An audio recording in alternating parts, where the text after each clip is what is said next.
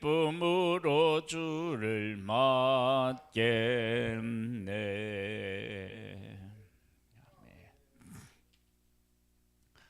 마가복음 12장 말씀입니다.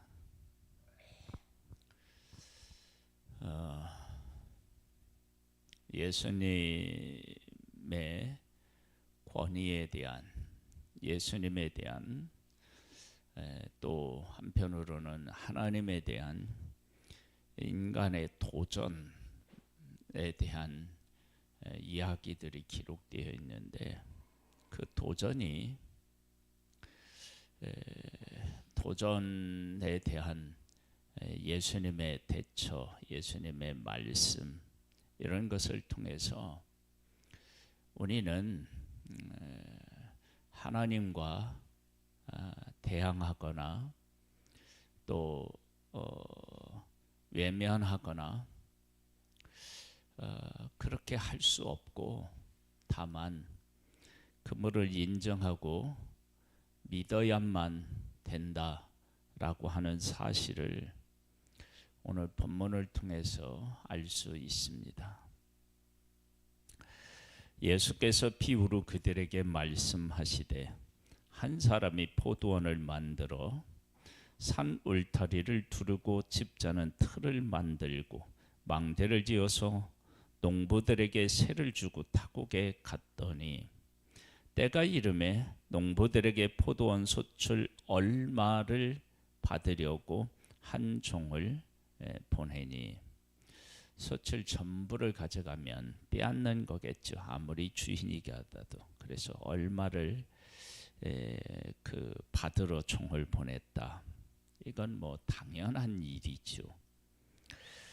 그들이 종을 잡아 심히 때리고 거저 보내었거늘, 다시 다른 종을 보내니 그의 머리에 상처를 내고 능욕하였거늘, 또 다른 종을 보내니 그들이 그를 죽이고 또 그 위 많은 종들도 더러는 때리고 더러는 죽인지라.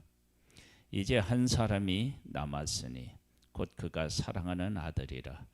최후로 이를 보내며 이르되, 내 아들은 존대하리라 하였더니, 그 농부들이 서로 말하되, 이는 상속자니 자 죽이자.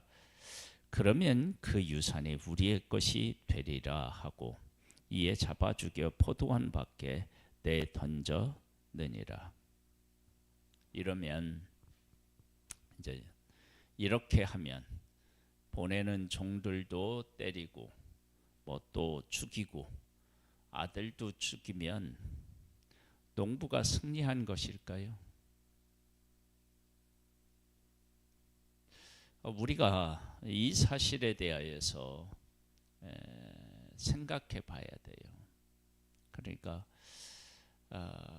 그렇게 해서 하나님과 이렇게 대립하고 싸워서, 그래서 그들이 얻고자 하는 것을 얻을 수 있으며 그들이 승리할 수 있느냐? 그렇지 않아요. 9절에 보면 포도원 주인이 어떻게 하겠느냐? 친히 와서 그 농부들을 진멸하고 포도원을 다른 사람들에게 주리라. 결론이 그런 거예요. 그런데 우리는 어리석게도 농부들이 하는 것과 같은 그러한 우리 형태를 보일 수 있다는 거예요. 그리고 많은 경우 이러한 일들이 사실은 있습니다.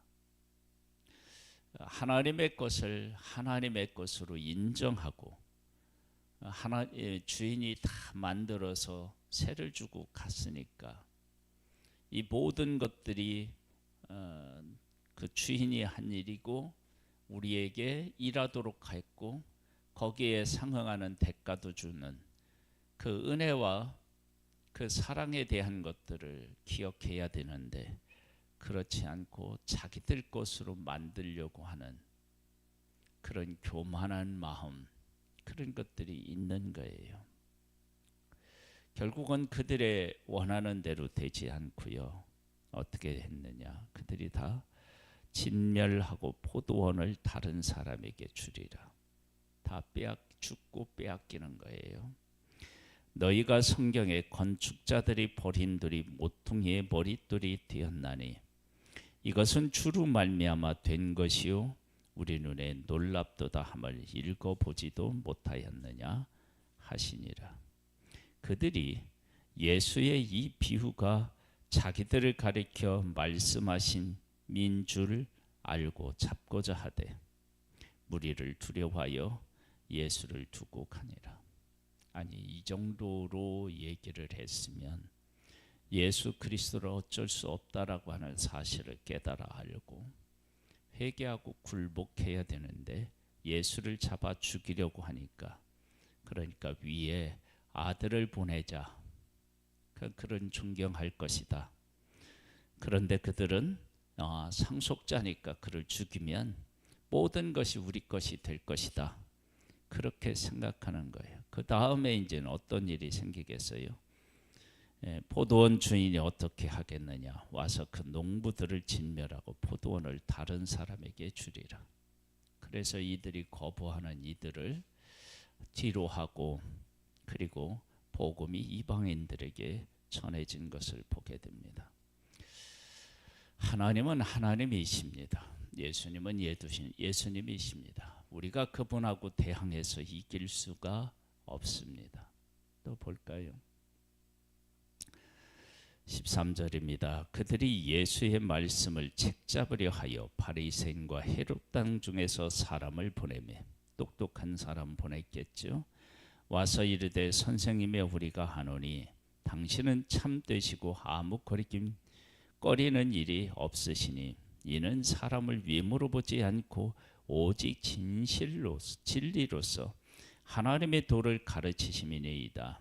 가이사에게 세금을 바치는 것이 옳으니까 옳지 아니하니까 우리가 바치리이까 말리이까 하니 한데 예수께서 그 위식함을 아시고 이르시되 어찌하여 나를 시험하느냐?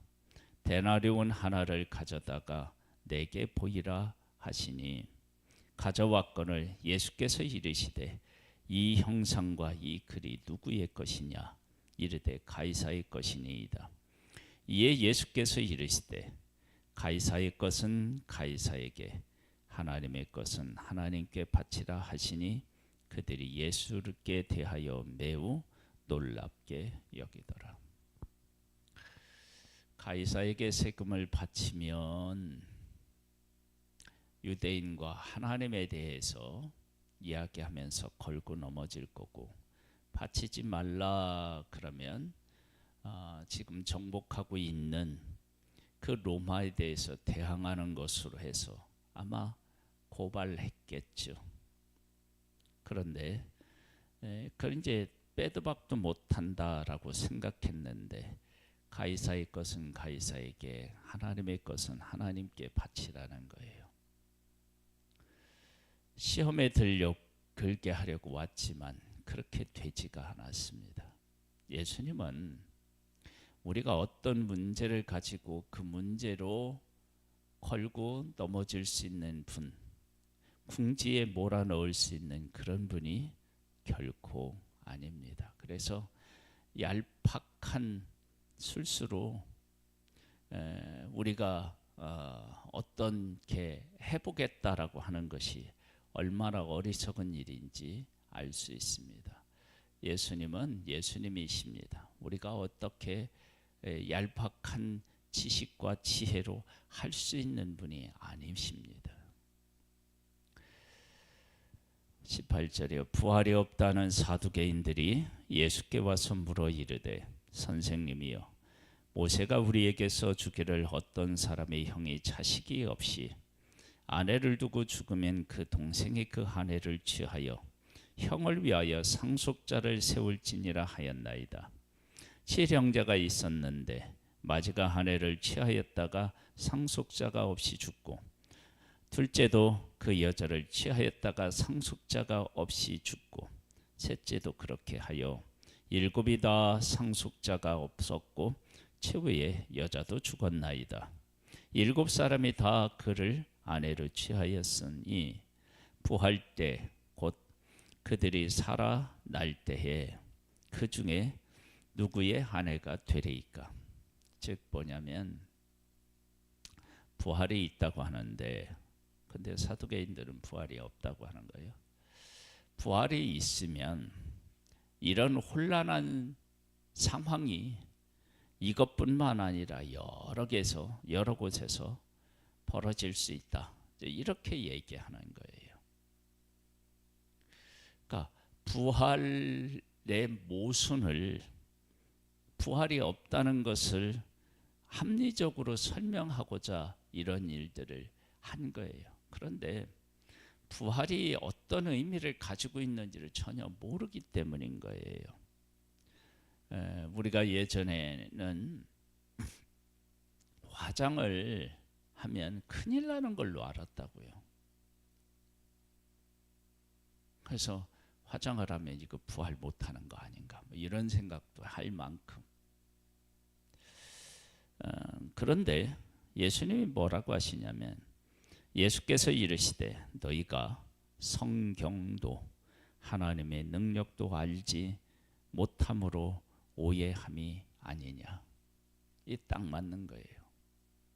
하나님이 하시는 부활, 예수 그리스도를 믿음으로 하는 부활은 우리가 지금 이 세상에서 경험하고 있는 그런 것으로 설명할 수가 없는 놀라운 일들이 일어나는 거예요. 그러니까 하나님 나라 영적인 세계, 하나님께서 하시는 놀라운 일들을 이 세상에서 경험하고 이성적으로 생각하는 것 가지고 문제를 삼는다라고 하는 것이 얼마나 어리석은 일인지를 알 수 있습니다. 사람이 죽은 자 가운데서 살아날 때에는 장가도 아니 가고 시집도 아니 가고 하늘에 있는 천사들 같으니라. 이렇게 생각해 본 적이 없는 거예요. 사두개인들은요. 죽은 자가 살아난다는 것을 말할진대 너희가 모세의 책 중 가시 나무 떨기에 관한 글에 하나님께서 모세에게 이르시되 나는 아브라함의 하나님이요 이삭의 하나님이요 야곱의 하나님이로다 하신 말씀을 읽어보지 못하였느냐. 하나님은 죽은 자의 하나님이 아니요 산자의 하나님이시라. 너희가 크게 오해하였도다 하시니라.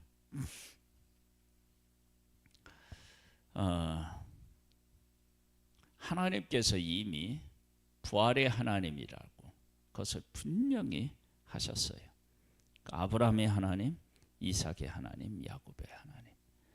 하나님이 똑같은 하나님이시라는 거예요. 할아버지, 아버지, 그리고 나, 야곱, 아들, 본인 뭐 이렇게 하는데 하나님은 똑같으신 분이라는 거예요. 왜? 하나님은 영원하신 분이시고 이들을 존재케 하시는 분이시니까.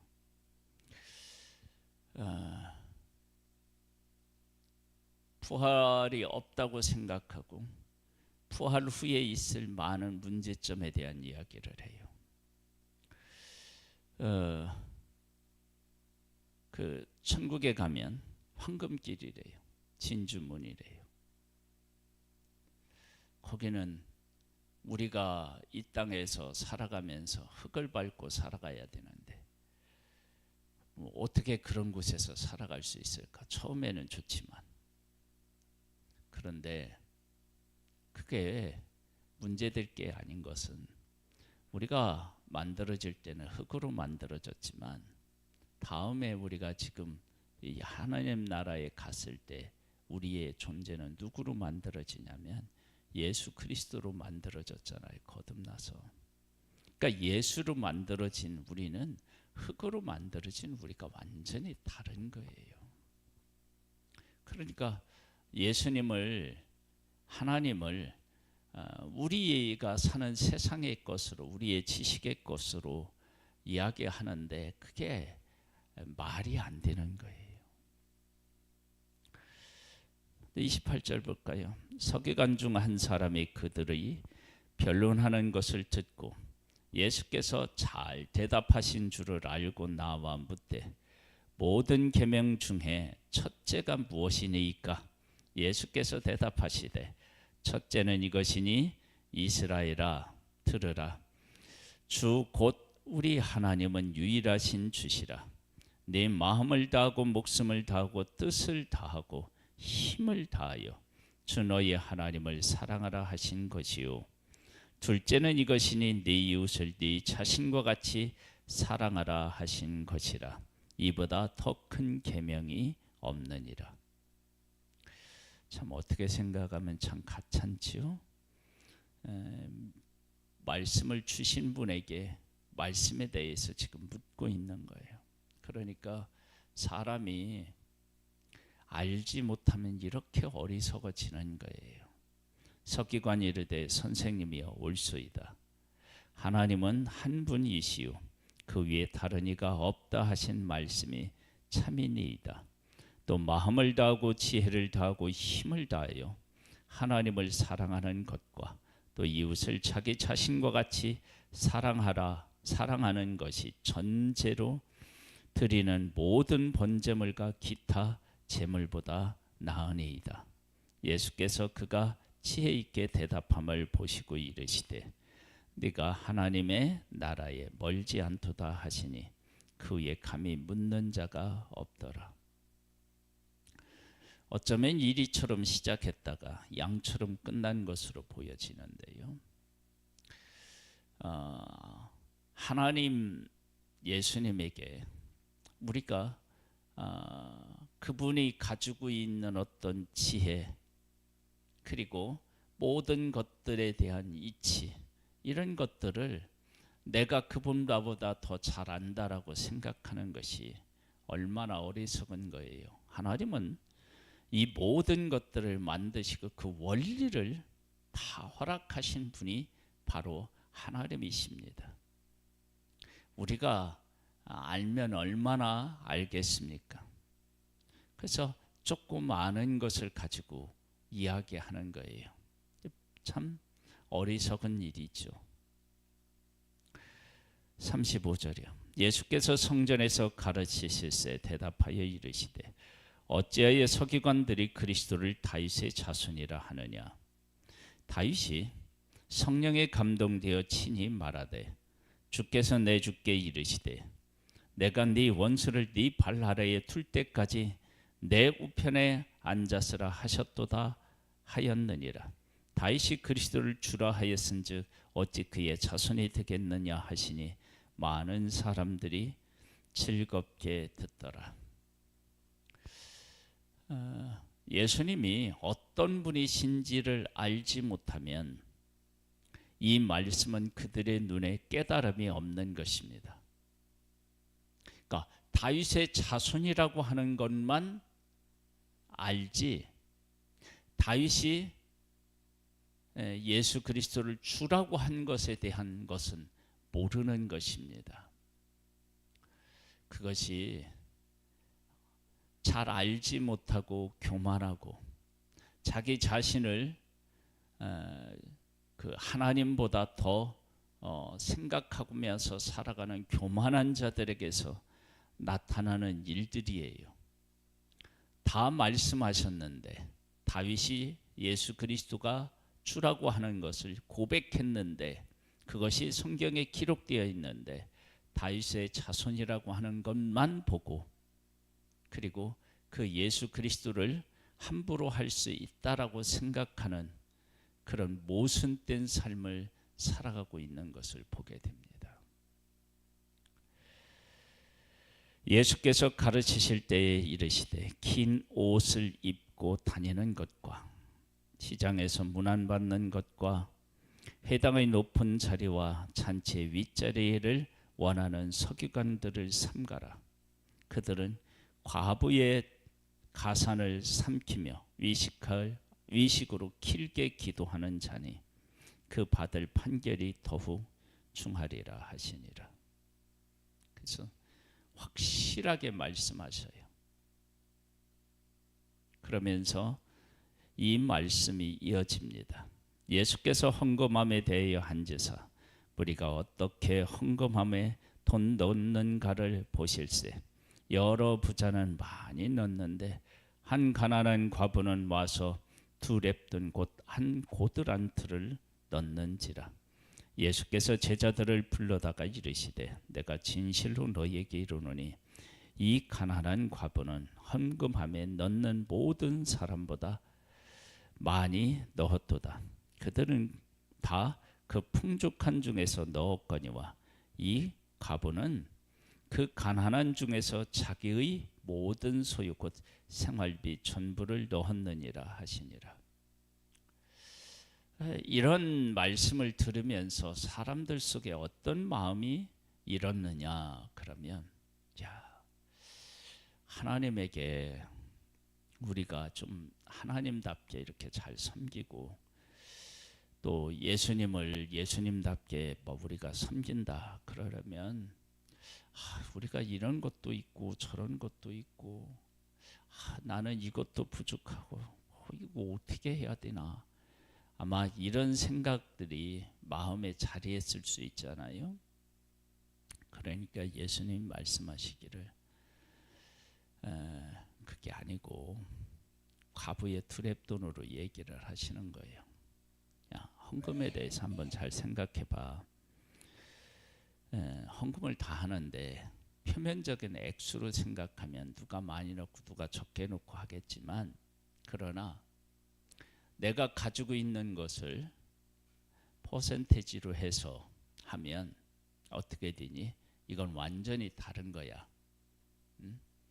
내가 가지고 있는 돈에 얼마를 넣느냐? 그것이 곧 사랑하는 마음이라면 이 과부는 생활비 전부를 다 넣을 만큼 사랑했어. 그러니까 그 사랑의 마음이 가장 크고 가장 큰 사랑으로 드리는 그 헌금이 제일이야. 예수님은 우리가 변론을 하거나 그분에 대해서 우리가 거부하거나 또 그분을 대항하거나 이래서 당할 수 있는 분이 아닌 거예요. 우리가 이길 수가 없어요. 농부의 비를 들어서 봐도 그리고 변론하러 온 그 서기관들이라든지 바리새인들을 보아도 알 수 있어요. 그러면 어떻게 해야 되느냐? 간단해요. 그분을 인정하고 그분을 사랑하고 그분이 어떤 분인지를 깨달아 알고 내가 가지고 있는 것으로 그분을 섬기면 됩니다.